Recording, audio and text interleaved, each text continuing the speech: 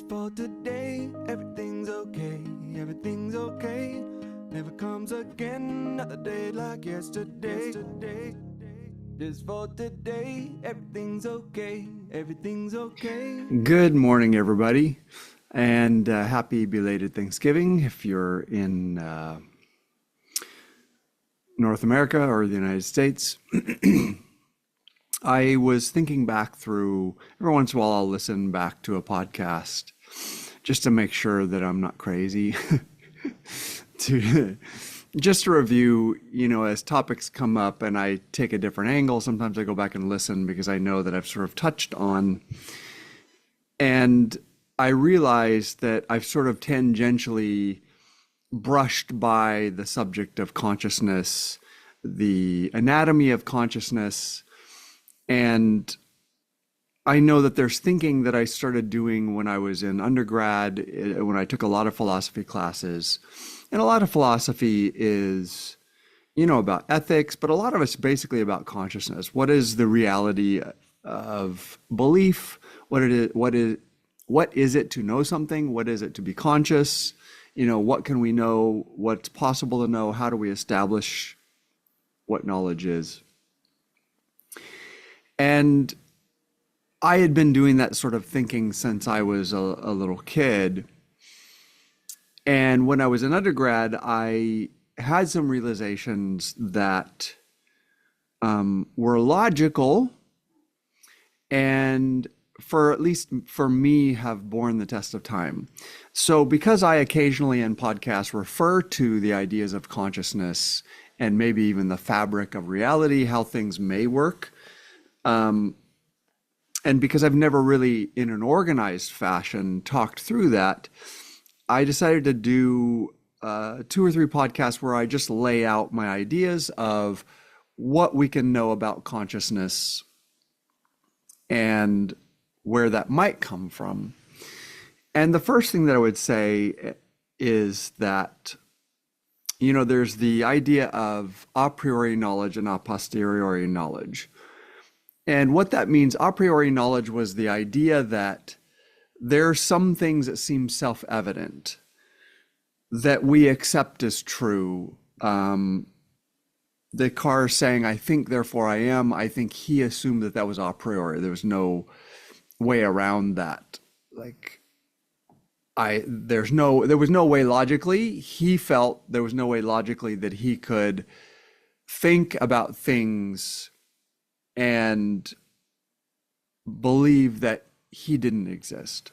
Now, there are some people have posited since then that was actually a trick of semantics, that maybe he should have said there is thinking.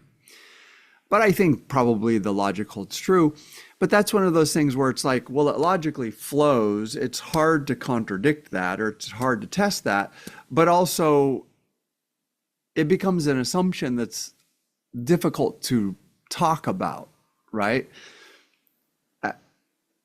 How do you apply logic, which seems to be post-existence, like first things have to exist and then there can be systems of logic, and then you turn that around on existence and try to use logic to prove existence? It becomes absurd, right? There's some point at which you assume certain things, right? If I exist and I'm able to think, I'm able to use logic, but I can't use my logic to examine my existence.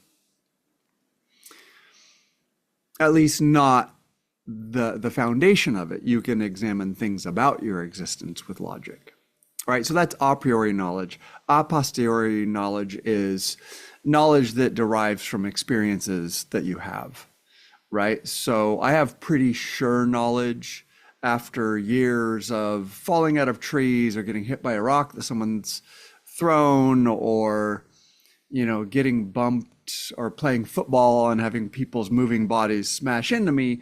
I have pretty good a posteriori knowledge from experience that if I were to stand in front of a bus going at 60 miles an hour, I would probably die, because there's mass, there's impact. There are things that happen when bodies impact one another.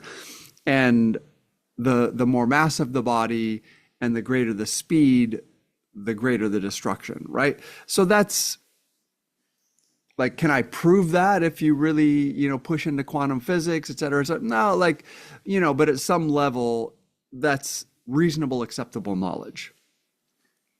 That massive objects moving at great speed can do a lot of destruction to less massive objects. My body being one of those, right? So that's knowledge derived from experience.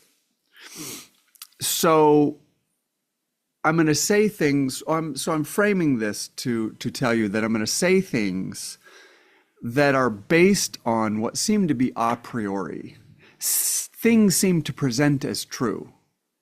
And you can use logic to show that they seem to consistently stay true, or we experience them as true, but logic can't go back and go, yeah, but why is it true? What makes it true? You get into an absurdity where logic is no longer able to explore it. So the things I'm going to say about consciousness, we can examine the logic of how we experience it and go, yeah, that tracks, that makes sense, that makes logical sense that you would say that. It doesn't seem possible to disprove it. Maybe someone will, right? I don't care. Go ahead and debate it if you like.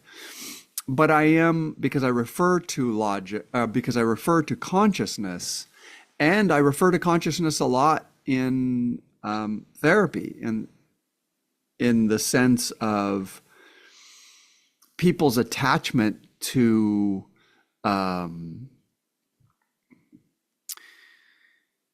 objectified ways of valuing themselves that actually devalues you. It turns you into an object, and then they don't actually like themselves. So sometimes I have the conversation of like, I think part of the problem is that you're creating a system by which you say, well, if I'm a good person, or I contribute in this way, or more shallow systems, if I have a nice car, like it doesn't matter. You can have more and more kind systems that serve humanity. But if you're like, well, I'm of value because I do this, you're still objectifying yourself. You're still saying my value is established by how much I'm able to contribute to other people and give to other people. But that's objectifying. Even if it isn't shallow, it's still objectifying, and people still feel depressed. And so I do have conversations where I direct people back to, what is it like just to know that you are conscious? You're a conscious sentient being.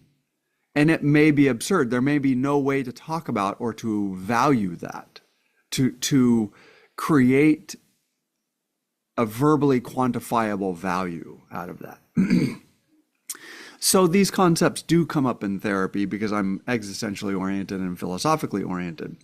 But take all that as a frame that I often refer to consciousness and the anatomy of consciousness to talk about it in psychology, but also to talk about it spiritually or just metaphysically, right?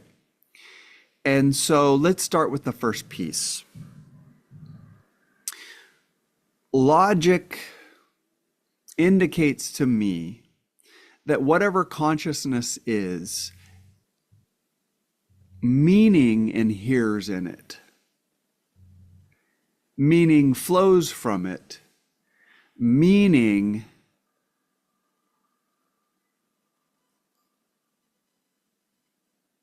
and communication. So this is wrapped up in, there's meaning, there's communication, and there's intention.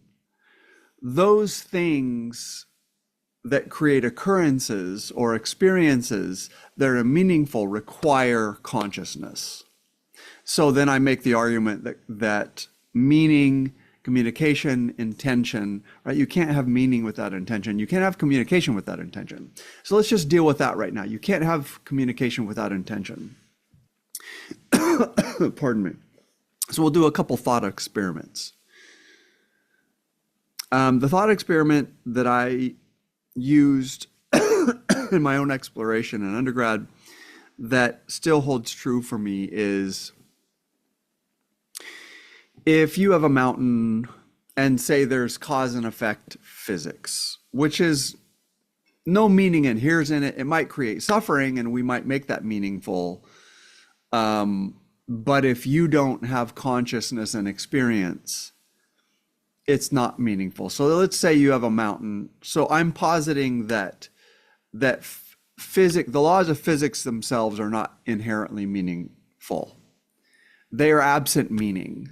They can create experiences of great pleasure. They can create neutral experiences. They can create experiences of great suffering for conscious beings who experience things. For example, a volcano erupting has no inherent meaning. It's just physics, cause and effect, and you have certain conditions build up, and this is going to be the outcome. But if I'm standing on that mountain as pyroclastic flow and lava comes roaring down and it cooks me alive, well, that's very meaningful to me.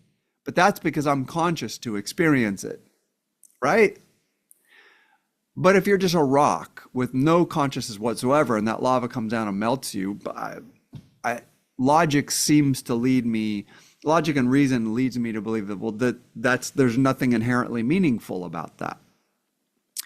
So in the example that I'm going to posit, the thought experiment I'm going to posit, you have a mountain and it has regular earthquakes. And in these earthquakes, let's say you have infinite amount of time. So this is not very probable, but it's possible. With infinite amount of time, it's possible, not only possible, but it's probably inevitable if you have infinite amount of time. There are earthquakes on this mountain, and when there are earthquakes, because of gravity and because rocks can roll, over a period of time, rocks roll down, and purely arbitrarily by accident, they roll into what appears to be the letter T, O, and space. Sorry about that. It's silly that I stop in the middle of podcasts, but I never know if it's a client or whatever. I mean, sometimes I do, but I don't always. So what I was talking about is, okay, there's this mountain and randomly, arbitrarily, these rocks, because of earthquakes, fall down, and in an infinite amount of time, at some point randomly, there's a T, what looks like a T and an O and a space and a B and an E and a space and an O and R, to be or not to be, right? To be or not to be, that is the question. Whether 'tis nobler of blah, blah, blah. Shakespeare, right? In the Shakespeare English language. And so then the question is, if there's no conscious sentient being and the mountain is not conscious, this is just random physics, is the mountain trying to quote Shakespeare to you? Logic says no, it's not. It's random, right? It doesn't actually mean anything. You can make it mean something. You can go, oh, right, the mountain's talking to me. Maybe it is. Like, I'm not getting into those arguments. What I'm positing is a situation where the mountain is not conscious and sentient, and the laws of physics are not conscious and sentient. They're just cause and effect.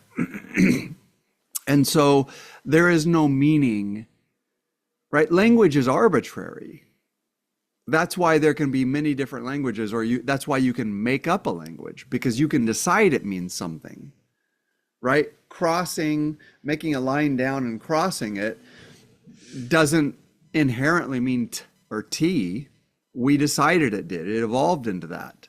That sign, someone else in some other culture and some other language, or some alien species could decide that that means nothing arbitrarily, or they could decide it means la. It doesn't, right? It's arbitrary. We assign the meaning to language. And because there's no conscious sentient being assigning the meaning to those rocks falling into that configuration, logic tells you it doesn't mean anything. It has no meaning. It's arbitrary, right? And we think that that's significant. Like, oh my God, like, what are the chances? Well, what are the chances that it falls into any configuration of anything? Nothing. Because we're so I don't even know what the word is. So human-centric, right? We're so self-centric that when something randomly falls into a configuration that has meaning for us, we just go, oh, that's so unlikely. but it's also unlikely that the rocks fall into any particular configuration. Mathematically, there are lots of unlikely things, right? When you have the when you have the lottery and you pick a sequence of numbers, it's extremely unlikely that your specific set of numbers get picked. And if they do, you're like, oh my God, like that was so unlikely. But whatever other random set of numbers it fell into is also extremely unlikely. But that's not significant to you because you didn't win $100 million. That's the problem with humans. When things are meaningful for us, when we make meaning of things, it would be very meaningful to me to receive a free $100 million. Wow, would my life change? That would be very meaningful.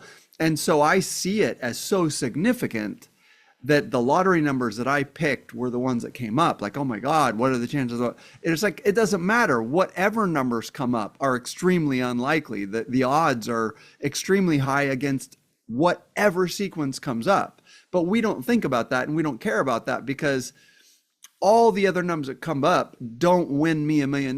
Therefore, I don't give a shit that it's unlikely. Right? So humans have this this propensity that when something has a low chance of happening, and when we experience it as pleasant or meaningful, or when it changes our experience of things, we're like, oh my God, like what are the chances of that? When the truth is extremely unlikely things happen all the time. And maybe they don't happen again for 100 million years or 1 billion years or like whatever, but they happen all the time. We're just not paying attention and we don't care because those other unlikely things don't have any outcome for me and I don't make meaning of it, right? So let's go back to the mountain, right? This falls into this unlikely configuration, this arbitrary configuration that looks like to be or not to be in the English language. And there's no conscious being there to observe it, and there's no conscious being who intended it. It doesn't mean anything. Language is arbitrary by nature. That's why there can be different languages, right? Okay, let's say the mountain is sentient. And it watches this man who takes a walk by the base of the mountain every morning. And the mountain is aware of this man's thoughts and ways of being and thinking, and that this man often struggles with the meaning of life. He's a very existential person, et cetera, et cetera. And the mountain wants to give him some context and help him with this, and thinks that this quote from Shakespeare really contributes to people's understanding of the existential struggle of life, whether we should exist or not exist, right? And so the mountain intentionally over and over generates these earthquakes until it manages to spell out to be or not to be. That is a question, to try to bring this man's attention to Shakespeare. This man should read Shakespeare, and the mountain wants this man to experience Shakespeare. Well, guess what? That means something. The mountain is communicating and expecting the man to make meaning of, and the mountain intends meaning. But what did we have to posit for that to be true? We had to posit consciousness and choice and intention. Can you intend something and not be conscious? You cannot, right? That's where it comes to the a priori thing. It's logically absurd to say, I am entirely unconscious. I have no conscious awareness and I intend things. No, that's just physics, cause and effect. There's no meaning in it. So that's where you get into this a priori sort of knowledge where it's like, it becomes absurd to attempt to prove or to talk about it. But logic clearly shows that And these thought experiments clearly demonstrate that you cannot intend without consciousness, and that communication and language and meaning, at least meaning created in language, require intention. And the intention requires choice, right? The mountain had to choose. The mountain had to go, I want to do an earthquake to at least sort of encourage the possibility that these things line up. And in fact, I'm going to generate lots of earthquakes because that's going to increase the possibility that these rocks line up into be or not to be within this man's lifetime. The mountain has to be conscious to make a choice to increase the number of earthquakes such that there's a higher probability of physics resulting in the words to be or not to be, so that the mountain intends that to happen, and the man can receive that meaning and make meaning of it and go and explore Shakespeare and have a meaningful experience, right? Okay, so let's leave that there.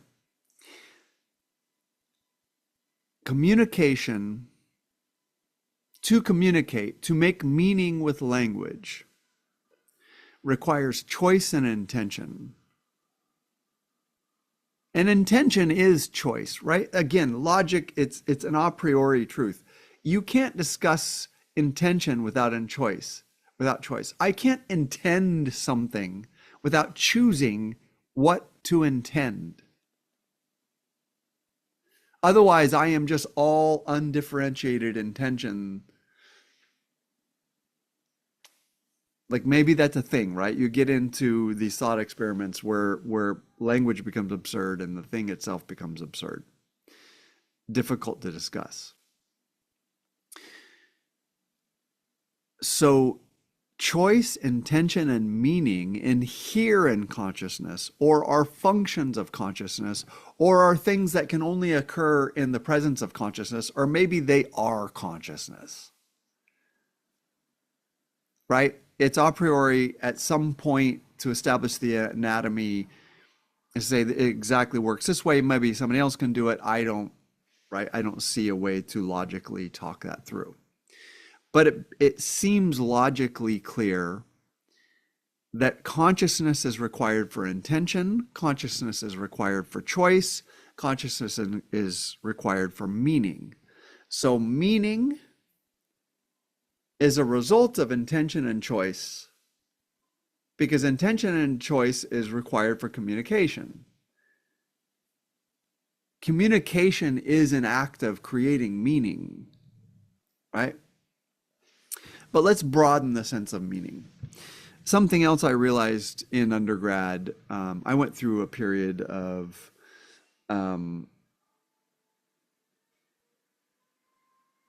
what's called Black literature, American absurd, the American absurd, et cetera, et cetera. It doesn't mean Black as in the people derived from African descent.